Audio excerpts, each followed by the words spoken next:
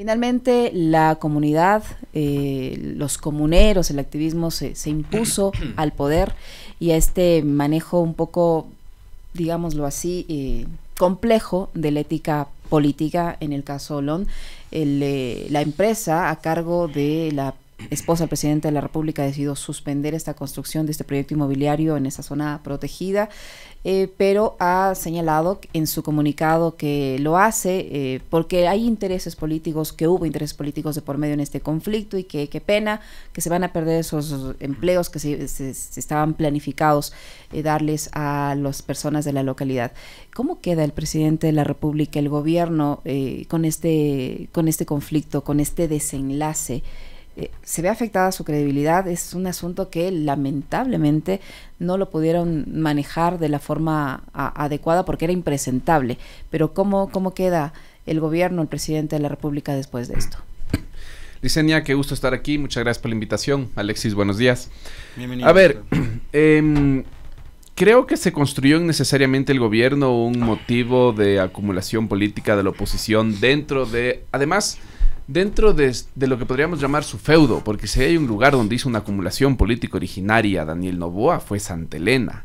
Si hubo un lugar donde fue asambleísta, si fue un lugar donde le quitó desde la primera vuelta una porción muy importante del electorado en las últimas elecciones de la Revolución Ciudadana, fue Santa Elena.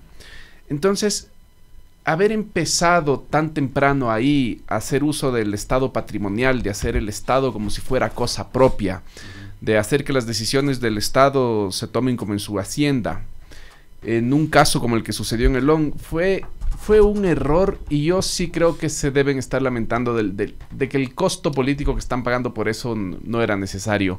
Porque además devela otra cosa el caso de Olón, y el caso de Olón lo que devela, y creo que acá lo dijiste alguna vez, Alexis, o lo escuché al Francisco, no estoy muy seguro, pero lo que te devela el caso de Olón es que el gabinete son los empleados de Daniel Noboa. Y eso es una barbaridad, porque lo que estás viendo es que el megaministro, el superministro de Transporte y Obras Públicas fue empleado de Daniel Noboa. Lo que te demuestra es que la hija de la ministra de Gobierno es empleada de Daniel Noboa. Lo que te demuestra es que la ministra de Ambiente es empleada de Daniel Noboa. Entonces se empieza incluso a transparentar cómo toda una estructura económica pasó a gobernar un gabinete político y de Estado. Y eso tampoco le hace daño, porque eso tampoco le hace bien al gobierno, porque demuestra que ni siquiera estamos ante un gobierno que generó ciertas alianzas políticas, que en las alturas trató de maximizar sus acuerdos políticos. Estamos ante un gobierno que trasplantó una estructura empresarial dentro de un gabinete político, punto. Entonces creo que eso sí le va a hacer mella. Ahí hay un punto de partida, doctor Agustín, y es el hecho de todavía no comprender como sociedad lo peligroso que puede resultar para la propia democracia cuando a quienes mantienen el control monopólico del poder económico, entregarle, además democráticamente a través de las urnas, el poder político. Y de alguna forma los ecuatorianos ya vivimos esto con Guillermo Lasso, ya lo vivimos, y lo hemos vivido en el pasado también. Basta recordar lo que sucedió durante el gobierno de Zamil Maguado o de León Febres Cordero, a quien yo el otro día recordaba. Jaime Roldós los llamaba el recadero de la oligarquía, justamente porque Febres Cordero era el brazo derecho del abuelo de Noboa y representaba a esas élites empresariales. Finalmente los ecuatorianos no terminamos de entender lo peligroso que es juntar esos dos poderes, el poder económico y el poder político, para que ocurran cosas como las que usted acaba de relatar. Estoy de acuerdo, Alexis, que no terminamos de entender y que falta mucha memoria histórica por trabajar en este país.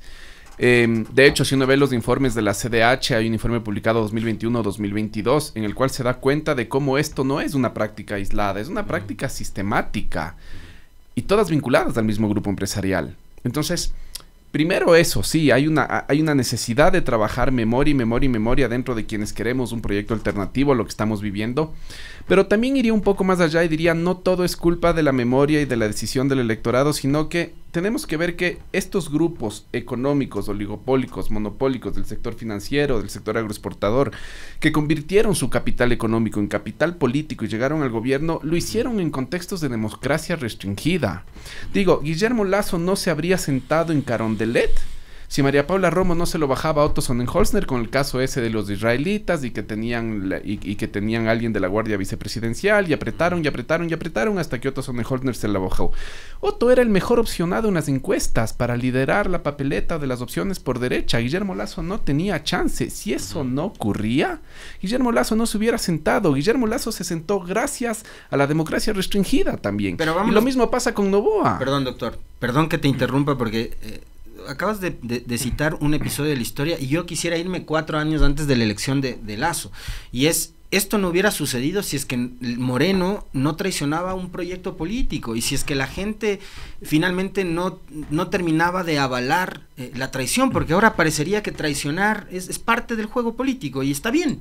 Y el traidor termina siendo premiado. Entonces, María Paula Romo llega a esa instancia de poder justamente porque hay este proceso de ruptura dentro del gobierno de Moreno.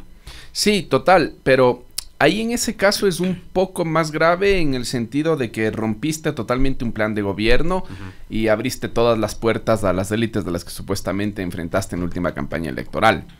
O sea, ahí se vuelve un poco más perverso, pero claro, ahí se abren los canales de nuevo para que la democracia en este país, mejor dicho, la política se empieza a resolver por medios antipolíticos y por medios antidemocráticos.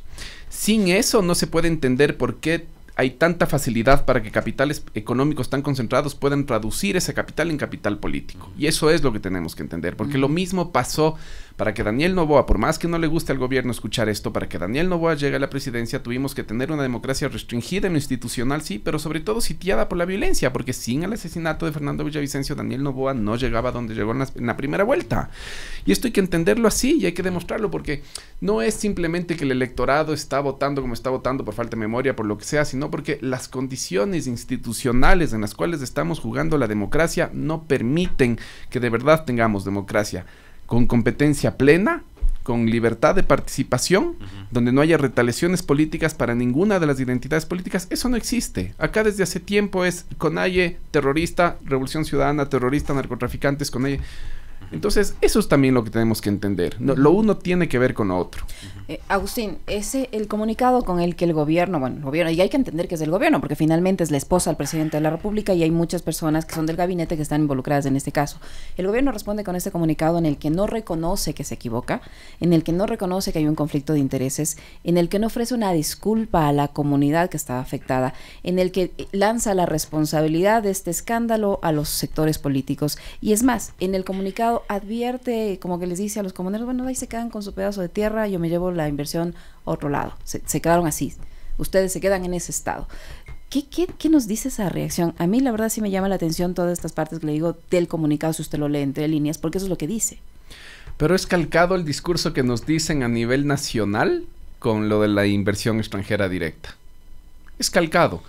Ustedes no quieren que nosotros hagamos inversión extranjera directa amparada en los tratados bilaterales de inversión, nos llevamos y ustedes se joden. Es un poco ese discurso, porque en algún punto es que algo que no entendemos es que las élites de este país, ciertas élites de este país, de verdad tienen un sentimiento de dueñidad, de señorío sobre estas tierras, tienen un sentimiento de señorío, de dueñidad sobre el Estado, que no lo hemos hecho carne, no lo podemos sentir, no tenemos una idea cómo lo sienten. Entonces, cuando empiezan a existir procesos de organización social que empiezan a reclamar soberanía por sus territorios, les molesta, y les molesta muchísimo, de sobremanera. Entonces, se nota en el comunicado cierto gesto de querer castigar a la comunidad. Todo el mundo tiene intereses políticos menos yo. Mi esposa es la dueña del proyecto, pero yo no tengo ningún interés político en ese proyecto. Entonces, bueno, sí, la verdad creo que sí es un... Y también me puse a dar cuenta, el par de primeros días hubo un poco de silencio en los medios de comunicación y después empezó a tener mucha repercusión el tema de Olón. Entonces también hay que darse cuenta cómo este episodio pudo haber sido aprovechado por ciertos medios de comunicación que, a pesar de blindar al gobierno, pueden aprovechar esto para tener un arreglo más beneficioso para ellos. Porque al principio hubo mucho silencio, al principio todo fue medios de comunicación alternativos y redes sociales. A partir del segundo día esto se empieza a amplificar y a masificar. Y yo sí creo que esto pudo haber dado una condición de oportunidad a ciertos medios de comunicación para sacar un mejor arreglo que el que tenía antes con el gobierno. Ahora, comunicacionalmente, y políticamente, Agustín, el gobierno debe asumir esto como una derrota, porque finalmente también, últimamente en este país, todo se reduce a la disputa del relato. Y en este caso, el relato del gobierno no tenía mayor argumento, es decir, salir a decir que este era un tema de privados y decir que lo único que estaban pretendiendo las comunidades era golpear la imagen del presidente, como que no tenía mayor sustento. Pero a la larga sí pasó algo, y pasa que de a poco la gente va dejando de romantizar la imagen de una figura que es súper importante en el entorno presidencial, que es justamente Lavinia Balbonesi. Sí, yo creo que ahí en la pregunta que estás haciendo, Alexis, sí estás dando en una de las teclas, porque lo que se cae con esto es del personaje de Lavinia. Ese personaje edulcorado, maternal, que tuvo toda una historia, inclusive una trayectoria social ascendente, movilidad social ascendente, que conecta mucho con el melodrama latinoamericano, eso se cae. Y eso se cae de manera fuerte, y yo creo que reconstruir ese personaje de Lavinia como un ser apolítico, como un ser que no tiene intereses económicos, es algo que le va a costar mucho al gobierno, le va a costar muchísimo, además porque era un pilar en su comunicación política, y porque era el personaje que suavizaba y que complementaba un poco todo este otro personaje que el presidente trata de construir un poco a lo Bukele, de mano dura, de salir con la chompita de cuero, de hacer expresiones breves pero fuertes, afirmativas, taxativas, de incorporar todo el vocabulario de la guerra contra el terrorismo, de la guerra contra el narcotráfico, de la mano dura, de desdén por los derechos humanos, del desdén por el debido proceso. Entonces sí, se les cae un componente importante de su comunicación política, y hay que ver cómo lo sortean. Ahora, Agustín, el manejo de la crisis de Olón, el manejo de la crisis energética, ¿cómo le afecta al presidente de la República? Vemos que hay una encuesta en la que ya se ve que está un poco más golpeada su imagen, su credibilidad, su calificación de gestión, pero en esta encuesta todavía no está, o sea, se realiza antes de que este escándalo del caso Olón ocurra. Pero se ve allí ya un golpe en cuanto a los escasos resultados en materia de seguridad, pese a los estados de excepción, pese al incremento del impuesto, de los impuestos supuestamente para financiar la seguridad, el manejo de la crisis energética y todo lo que ha ocurrido, y ahora este caso más. Puede afectar, puede minar, puede ser un comienzo de que él empiece a perder esa popularidad, ese respaldo y esa credibilidad que tenía. O sea, lo que te diría es que luego de, ya concluyó la consulta popular, luego de los 100 primeros días o de la luna de miel que siempre tiene un gobierno ni bien llega, yo creo que lo que está viendo el gobierno ahorita es que se le acabó la efectividad de tener un solo discurso y un solo paraguas y una estrategia nacional que no pueda territorial, que no haga un énfasis y un detalle territorio por territorio. Y te digo por qué. Porque esto de la guerra contra el terrorismo, del conflicto armado no internacional, del estado de excepción, sí funcionó relativamente, y las estadísticas lo demuestran relativamente. Tampoco hay que pensar aquí que esto es una goleada, pero funcionó relativamente en Quito, funcionó relativamente en Guayaquil, no en Durán. Durán ya está catalogada como la ciudad más violenta del mundo. Así es. No funciona en Manabí. 144 muertes violentas por cada 100.000 No funciona en Los Ríos. Entonces, a lo que te digo es, esto ya no hay una estrategia y un relato unidimensional y nacional que le sirva al gobierno para todos los territorios. Con esto se hace un daño muy grande en Santa Elena. Santa Elena es una provincia electoralmente muy importante en la costa, y va a tener que tener una estrategia específica en Santa. Entonces, a lo que voy es de esto. Vamos a ver que el gobierno empieza a sufrir en su proceso de acumulación política, pero va a sufrir no necesariamente a escala nacional, sino territorio por territorio, y ahí hay que hacer las sumas y las restas para ver cómo termina. Pero sí veo que ahorita ya entra el gobierno en una necesidad de empezar a hacer una política un poco más segmentada, y hay que ver si va a tener las capacidades para ello. Lo de los cortes de energía es quizás de momento, después del tema de la violencia, el relato nacional que más le puede afectar al gobierno. Así fue, 62%. Entonces ahí, ojo, no hay que hacer de menos su capacidad comunicacional. El gobierno, como ya empezó a haber recortes de energía en México, cortes de energía en Colombia, cortes de energía en Centroamérica, y aquí hay lluvias, el gobierno empezó a decir que gracias a su excelente gestión acá no tenemos. Entonces, sí veo que en lo comunicacional, a pesar de los errores y todo, el gobierno no deja de tener virtudes y no deja de tener destrezas. Y lo que nos está faltando desde el otro lado es estrategia política para golpear un poco mejor y golpear juntos. Ahora, Noboa llega al poder con una elección que era excepcional. Muerte cruzada, elecciones anticipadas. No era el candidato a ganar porque, muchos pensaban que podía ser Topic. Lo de Villavicencio finalmente terminó siendo, la posición final de la candidatura de Villavicencio, una sorpresa porque se ubica en tercer lugar, desplaza a Topic al cuarto. Noboa empieza con 3-4 puntos de intención de voto, Agustín, y cuando gana, da la impresión de que finalmente Noboa, primero que se encuentra con un objetivo que él buscaba, pero no en este 2023, sino 2 años después, por un lado, y por otro, la falta de comprensión del momento, es decir, tanto Noboa como sus principales asesores y ministros no se sentaron nunca a conversar previo a asumir el poder y decir, señores, vamos a administrar una crisis, o sea, no vamos a administrar un gobierno, vamos a administrar una crisis, y este es un país en crisis de seguridad, crisis económica. Ecuador era un cúmulo de crisis, y era un gobierno de transición, sea o no que vaya a la reelección, lo que sea.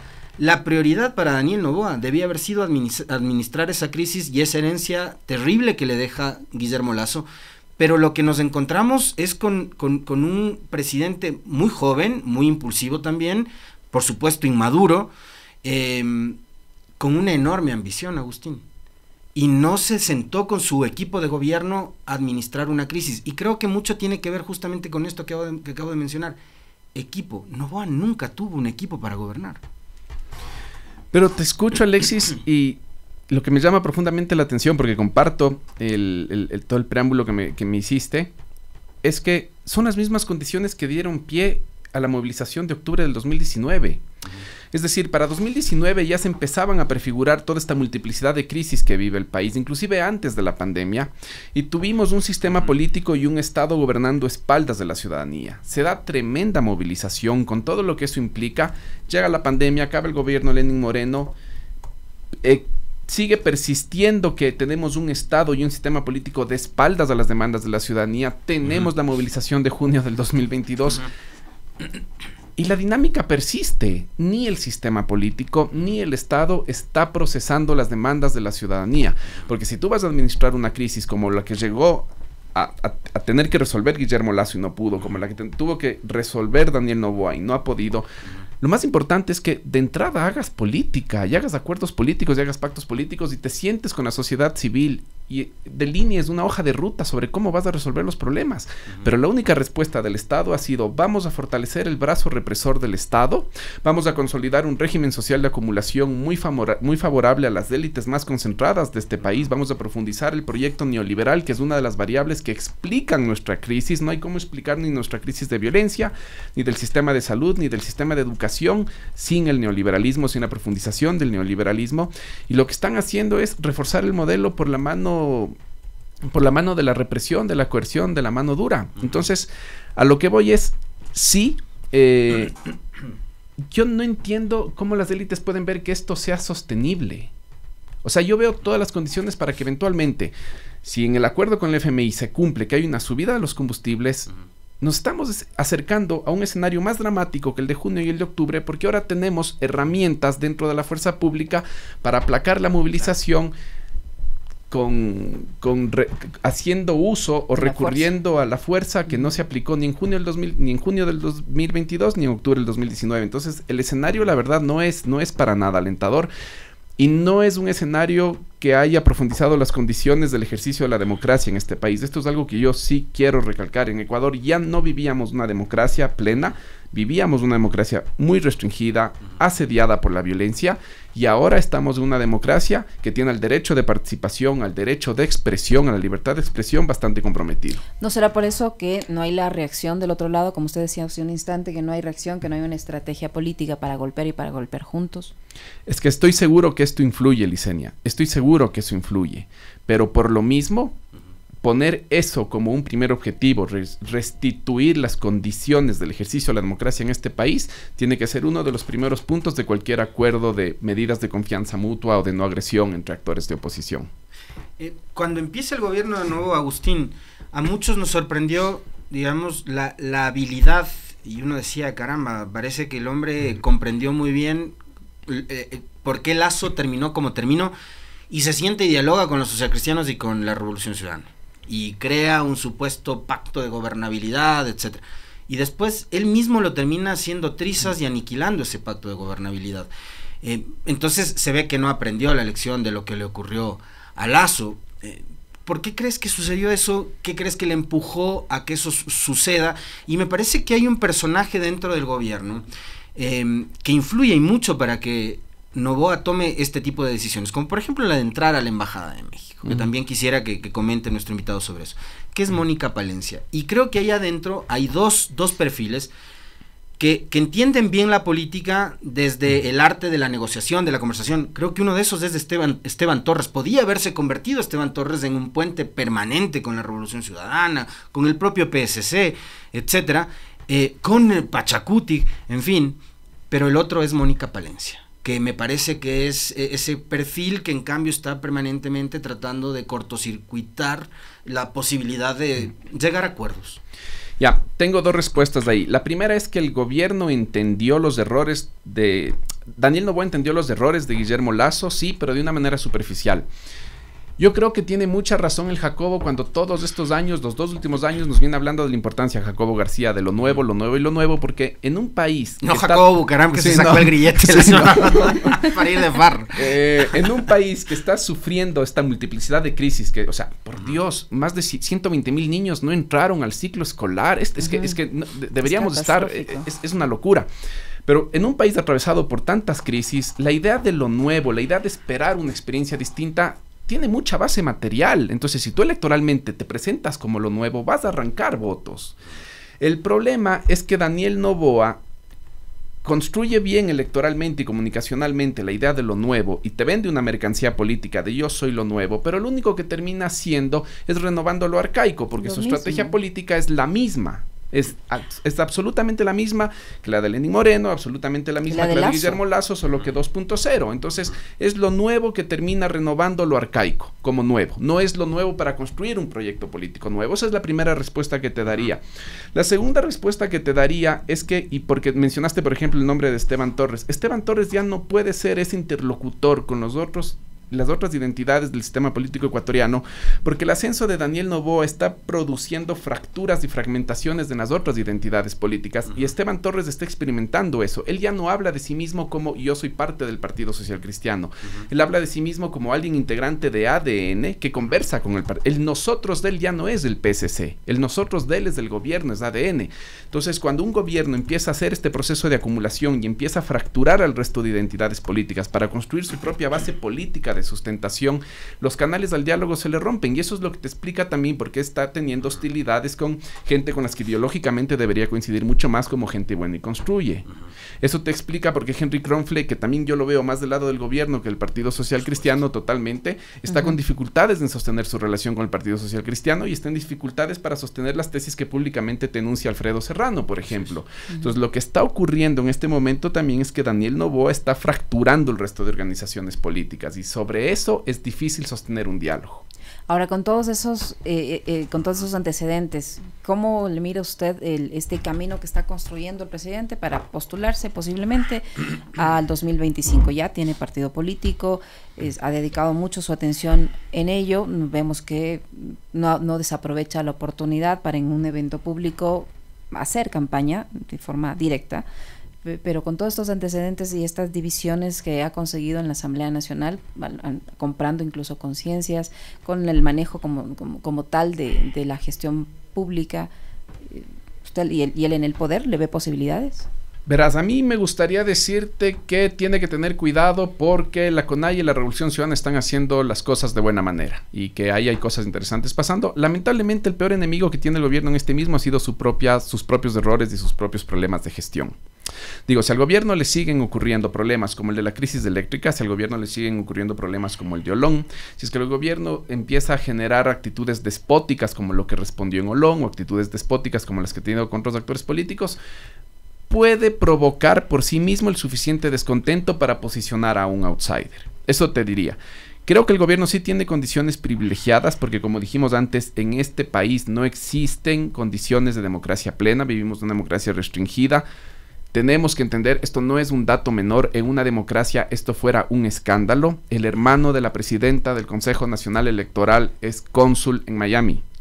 eso fuera un escándalo en cualquier país donde existiría una conversación democrática sana. Acá no pasa absolutamente nada. Oh, sorpresa, el partido que le lleva a mover al presidente Noboa a la presidencia es disuelto. Oh, sorpresa, el partido de su principal contendiente en el sector ideológico más conservador, construye el de María Paula Romo, tiene ya problemas en su registro en el sistema de partidos, entonces vamos. O sea, esto no es ni siquiera que se están utilizando prácticas poco democráticas contra la misma, solo contra la izquierda y el antineoliberalismo, sino que al igual que el gobierno de Lenín Moreno, cuando lo proscribieron en esas elecciones, más que proscribieron, lo persiguieron Otto Sonnenholzner para que no sea candidato, Daniel Noboa está utilizando el mismo repertorio para eliminar a su competencia. Entonces, veo que tiene a su favor todo el poder institucional antidemocrático del Estado, veo que tiene en su contra todos los posibles errores de gestión que se sigan sumando, y sobre eso creo que también tiene a su favor que nos van a poder seguir administrando esta guerra con terrorismo y con el narco. Entonces yo creo que eso se va a utilizar comunicacionalmente bien y que a la final no va a ser este año sino el próximo año el que paguemos los platos rotos de esta campaña prolongada, porque hay algo que no nos debemos olvidar. Estamos viviendo el 2024 del anticipo del impuesto a la renta del 2025. Y ese anticipo de impuesto a la renta del 2025 en gran parte va a servir para pagar las exenciones tributarias de IVA que paguen los constructores o los 5% de IVA y la devolución del 100% del impuesto del valor agregado a todos los proyectos inmobiliarios. Proyectos inmobiliarios que empezaron en 2018, 2019 y aún no concluyen en el país, ya presentaron exenciones de IVA por todo el periodo. Yo no sé cómo va a ser el gobierno para resolver ese problema. Entonces nos estamos comiendo dinero del próximo año y encima para beneficiar a un sector específico en el que, coincidencia, el presidente tiene intereses. Ya que empezaron a hablar sobre el tema electoral, decía Agustín hace un momento sobre casos que ocurrieron en la elección del 21 y que dieron lugar a finalmente al triunfo de Guillermo Lasso y demás. Y yo ahí encuentro un actor fundamental, es primero la justicia, pero el actor como tal, la fiscal general. Y le habrá escuchado a Agustín Burbano, como nosotros, a la señora Diana Salazar ayer, en un video de 12 minutos que circuló en las redes sociales, referirse a varios temas, incluido el de que ella no va a ser candidata, pero sin ser candidata, Diana Salazar ha sido un actor político en las dos últimas elecciones. En la del 21 recordarán ustedes que incluso se trajo al fiscal de Colombia por el caso del supuesto aporte del ELN a la campaña de Andrés Arauz y de Rabascal. Y en el 2023... una semana antes de la segunda vuelta, la Fiscalía reveló el supuesto testimonio de un testigo clave, súper secreto además, sobre el asesinato de Villavicencio. Un testimonio que hasta el sol de hoy no ha arrojado mayores resultados, pero que evidentemente incidió en el último tramo de la campaña electoral y que ya venía golpeada la candidatura del progresismo desde la primera vuelta, y con el aparecimiento de este sujeto y este supuesto testimonio, digamos, fue como casi ya la estocada final de cara a la segunda vuelta. La Fiscalía ha sido un actor político, la fiscal ha sido un actor político, Agustín, y ayer nuevamente rompió el silencio la fiscal, salió, habló. Fue una declaración muy política, poco técnica, soltó una declaración de 3, 4, 5 segundos sobre el caso de Villavicencio, diciendo que ella también era una de las víctimas, puede también incidir en el proceso electoral que se avecina. ¿Qué rol le ves ahora a la fiscal que va a jugar? A ver, basándome en la evidencia, yo sostendría que la Fiscalía va a seguir jugando un rol político, eso no me queda duda. Digo, toda esta operación con el fiscal Barbosa de Colombia en el año 2021 en la campaña de Andrés Arauz se resuelve porque un ornitólogo escucha el video, ve que hay un graznido de un pajarito que es endémico de Arenillas y que el video se grabó en Arenillas porque ese sonido solo pudo venir de un pájaro, de un ave que es endémica y única y que solo vive en Arenillas. Y se acabó todo el escándalo que montaron con la revista Semana, con todo el dispositivo, con el viaje. Eso te muestra ya el nivel de selectividad y de participación en temas políticos que pudo haber tenido la Fiscalía. Lo que mencionas en la segunda vuelta electoral de la última elección, la Fiscalía no se manchó las manos, pero construyó un mensaje que habilitó que después Verónica Zarauz, que Ramiro García, que Cristian Zurita empiecen a decir, ya escuchamos el testimonio anticipado, ya leímos el testimonio anticipado, lo nombran con número de cédula Rafael Correa, asesino, vas a pagar, y todo eso era mentira. Y la Fiscalía no dijo, eso es falso, la Fiscalía no dijo ni siquiera esa información no se corresponde con la realidad, solo dijo sí, ya existe una versión y dejó las condiciones de posibilidad para que se inscriban todas esas mentiras. Con esta evidencia yo estoy seguro que la Fiscalía va a tener un rol político. Lo que sí te puedo decir es que me habría gustado que el mensaje de ayer tenga un poco más de evidencia.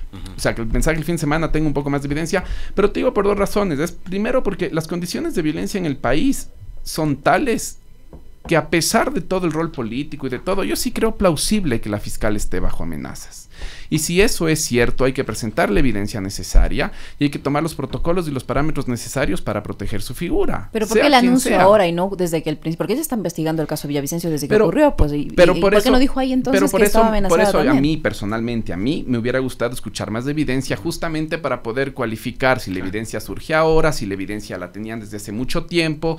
O sea, hasta para poder hacer análisis de la información, habría estado bueno tener un poquito más de inteligencia, porque no estamos en un momento en la política en que nos podemos manejar todo por fe.